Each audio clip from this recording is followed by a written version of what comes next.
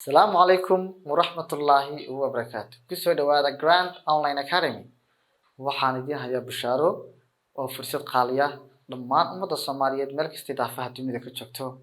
Haddii aad rabto in aad hab online oo casri ah ku barato luqadda Ingiriishka, fadlan kusoo biir Grand Online Academy.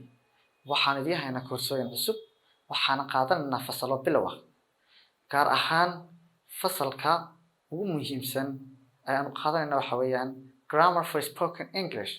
Waa grammar loogu talagalay la hadalka luqadda maalinlaha ah aad u isticmaali lahayd. Waxa weeyaan dadkeena dhammaantood dhanka grammarka qofku wuu qori karayaa, wuu hadli karayaa, wuu akhriyayaa, somehow wuu fahmayaa, but grammarkii iyo magaranaysaa habdhici jumladii ayaa haysataa problem.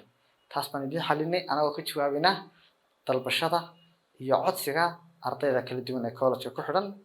Marka waan idinku bishaareynaa kusoo dhawaada college-ka, waxaana sameynay qiimo dhimis ballaaran oo 50% ah. Aad baad u mahadsantihiin fasalada cusub ka qayb qaata.